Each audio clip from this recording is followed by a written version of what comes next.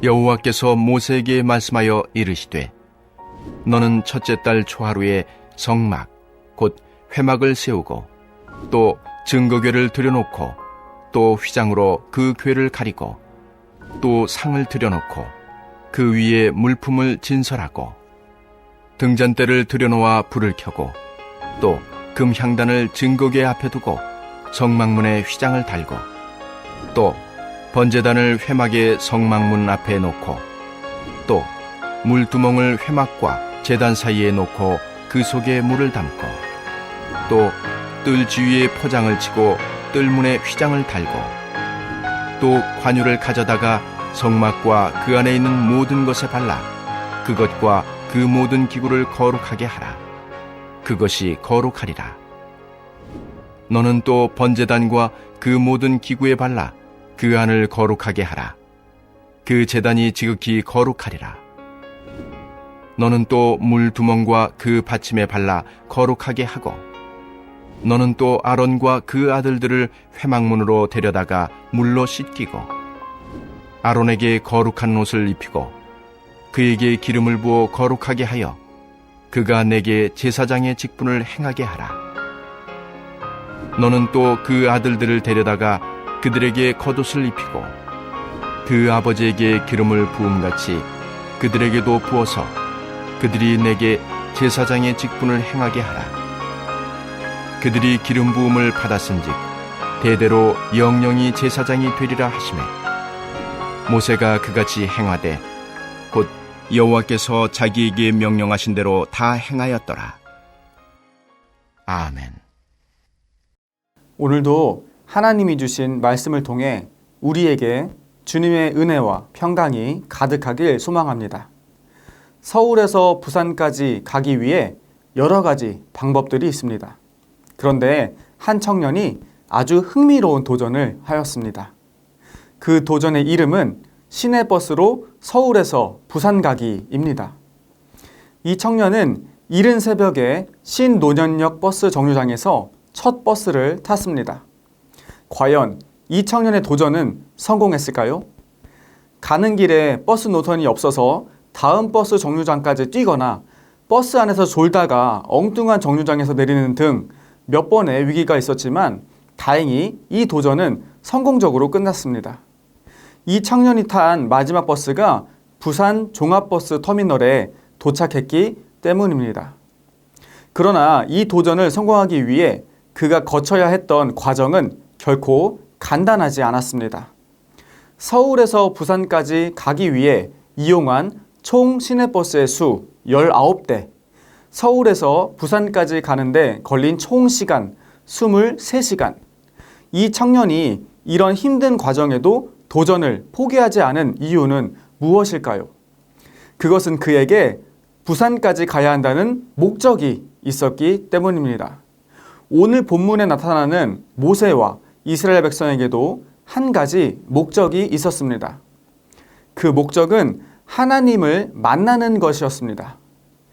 하나님을 만나는 과정은 시내버스로 서울에서 부산 가기처럼 간단하지 않았습니다. 그 이유는 이스라엘 백성이 하나님을 만나기 위해서 회막이라는 것이 필요했는데 회막을 세우는 것과 회막에서 제사 드리는 것이 간단하거나 쉬운 일이 아니었기 때문입니다. 출애굽기 40장 1절에서 2절입니다. 여호와께서 모세에게 말씀하여 이르시되 너는 첫째 달 초하루에 회막 곧 성막을 세우고. 하나님은 모세를 통해 회막을 세우는 방법을 알려주셨습니다. 회막이 있어야 이스라엘 백성들이 그곳에서 하나님을 만날 수 있었기 때문입니다. 회막은 성막으로도 불렸는데 이것은 이동식 예배소입니다. 이때 당시 이스라엘은 하나님의 도움으로 애굽에서 탈출해서 약속의 땅으로 이동하는 상황이었습니다. 이스라엘은 아직 정착할 땅이 없어서 이동하면서 예배를 드려야 했는데 이 이동식 예배소가 바로 회막인 것입니다. 오늘날로 말하면 회막은 우리가 예배를 드리는 교회라 할 수 있습니다.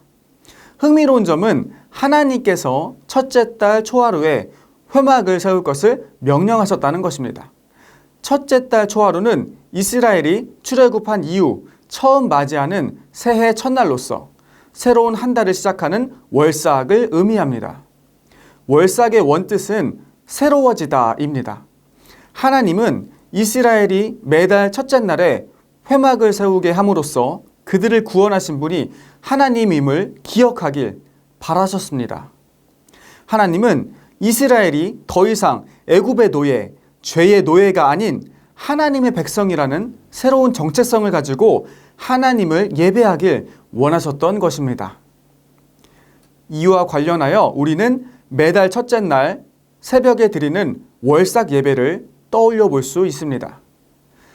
이스라엘 백성들이 매달 첫째 날 회막을 세워 하나님께 예배했듯이 우리도 매달 첫째 날 가장 이른 시간에 교회에 나와서 하나님께 예배드리는 것입니다. 모든 새벽 예배가 귀하지만 월상 예배는 더욱 특별한 의미가 있습니다. 새로운 한 달을 시작하면서 우리를 죄에서 구원하신 분이 하나님이라는 것을 기억하고 죄인이었던 우리가 이제는 하나님의 자녀라는 새로운 존재임을 다시금 깨닫게 되는 예배이기 때문입니다. 월상 예배를 잘 지키셔서 새로운 한 달을 하나님께 맡겨드리는 귀한 순종의 예배를 드리시기를 주님의 이름으로 소망합니다.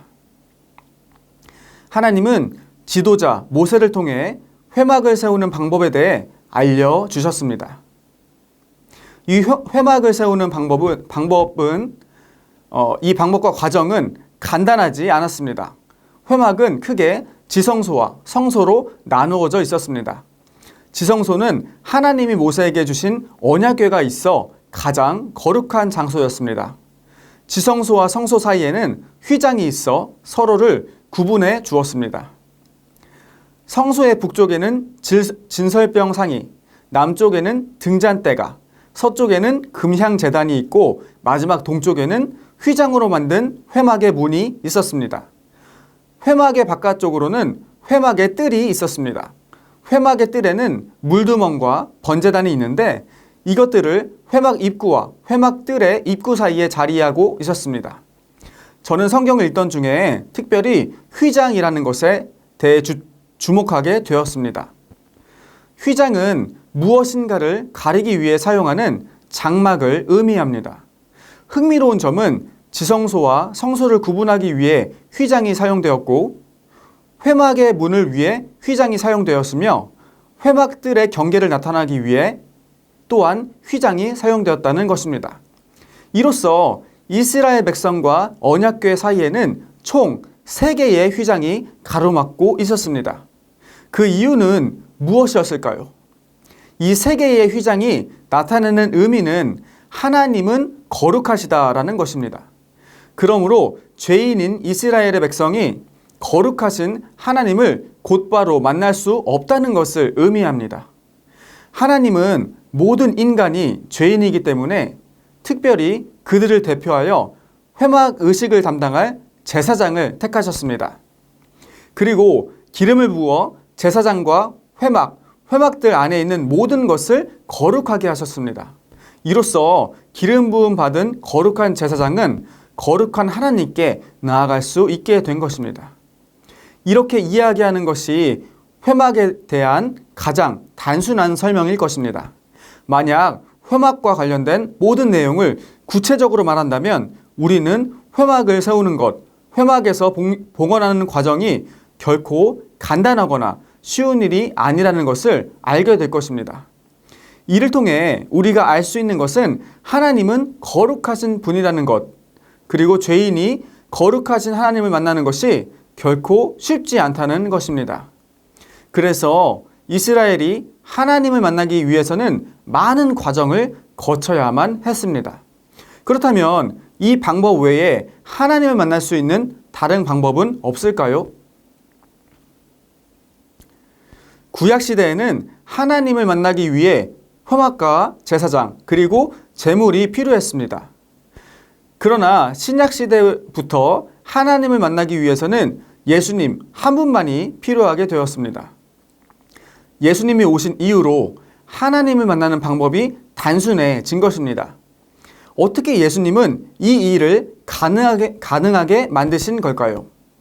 히브리서 10장 12절 말씀입니다. 오직 그리스도는 죄를 위하여 한 영원한 제사를 드리시고 하나님 우편에 앉으사. 아멘. 예수님은 하나님이 이스라엘에게 명령하셨던 구약의 제사 전통에 따라 행하셨습니다. 첫째로 예수님은 우리의 영원한 제사장이 되셨습니다.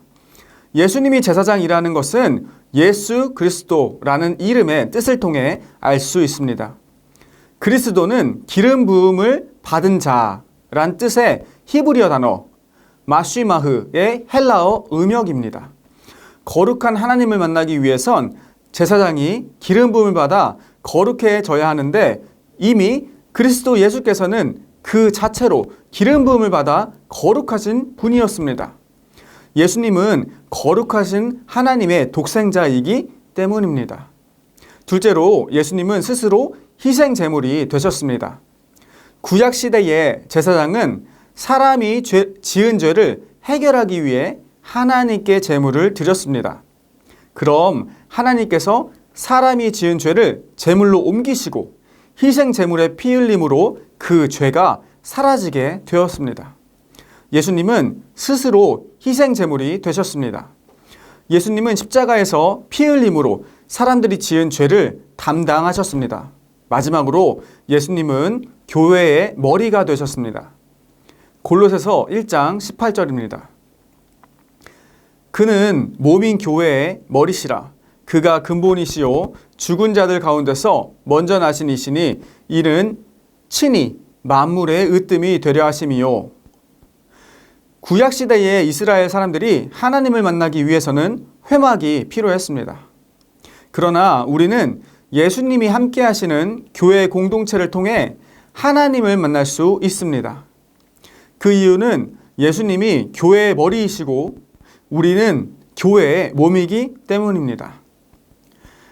구약의 회막과 신약의 예수 그리스도를 통해 하나님의 은혜를 알아봅시다. 하나님은 이스라엘 백성에게 회막을 세우고 거룩한 기름을 통해 제사장과 회막을 거룩하게 하여 하나님께 봉헌할 모든 준비를 마치라고 명령하셨습니다. 우리는 하나님의 명령이 너무 번거롭다고 또 많은 요구사항들이 부담스럽다고 느낄 수도 있을 것입니다. 하지만 이것은 하나님의 일방적인 명령이 아닌 오히려 우리를 위한 큰 은혜의 사건이었습니다. 하나님은 회막을 통해 죄를 용서받을 수 있는 기회를 제공해 주셨기 때문입니다. 실제로 이스라엘은 회막에 나가 자신의 죄를 고백하고 희생 제물을 드림으로써 하나님의 거룩한 백성으로 살아갈 수 있었습니다. 그렇다면 하나님께서 하나님을 만나는 방법을 회막에서 예수 그리스도로 바꾸신 이유는 무엇일까요? 처음 하나님께서 사람들에게 언약을 주셨을 때 사람들은 하나님의 언약을 지키며 죄를 지을 때마다 회막으로 나와 하나님을 찾았습니다. 그러나 나날이 인간의 죄는 늘어갔고 회막의 제사로도 감당이 안 되는 지경에 이르렀습니다. 심지어 거룩해야 할 제사장들도 하나님 앞에서 거룩하지 못했습니다. 또한 하나님이 서로 사랑하라고 주신 율법과 말씀이 도리어 사람들의 의의를 높이고 그들을 교만에 빠지게 했습니다. 이에 하나님께서는 회막의 제사를 폐하시고 예수님을 통한 단 한 번의 제사로 모든 문제를 해결하신 것입니다. 과거의 회막을 통해 죄인인 사람이 하나님께 찾아올 수 있는 길이 있었다면 이제는 하나님께서 예수 그리스도를 통해 친히 죄인인 우리에게 찾아오셨다는 것입니다. 예수님이 우리를 위해 친히 영원한 제사장이 되셨고 영원한 희생 제물이 되셨고 영원한 교회의 머리가 되셨기 때문입니다. 이것이 용서받을 수 없는 우리를 위한 하나님의 선하시고 놀라우신 은혜인 것입니다. 구약의 회막의 제사는 마치 시내버스로만 서울에서 부산을 가는 것과 같은 것입니다. 목적지인 하나님을 만나기 위해서 죄인인 사람이 너무나 많은 과정을 거쳐야 하기 때문입니다. 만약 서울에서 부산까지 비행기로 이동한다면 어떨까요? 놀랍게도 50분밖에 걸리지 않는다고 합니다. 그것도 중간에 갈아탈 필요가 없이 그저 편하게 좌석에 앉아있기만 하면 됩니다. 이것이 하나님께서 우리에게 주신 예수 그리스도의 은혜입니다. 우리는 목적지인 하나님께 가기 위해 그저 빠르고 편한 비행기만 타면 됩니다. 그 비행기의 이름이 바로 우리 구주 예수 그리스도입니다. 요한복음 14장 6절입니다. 예수께서 이르시되 내가 곧 길이요 진리요 생명이니 나로 말미암지 않고는 아버지께로 올 자가 없느니라. 아멘. 중요한 것은 하나님께로 가는 빠르고 편한 비행기가 단 한 대밖에 없다는 것입니다. 성경은 오직 예수 그리스도를 통해서만 하나님께로 갈 수 있다고 말합니다. 예수 그리스도 말고 다른 길은 없는 것입니다.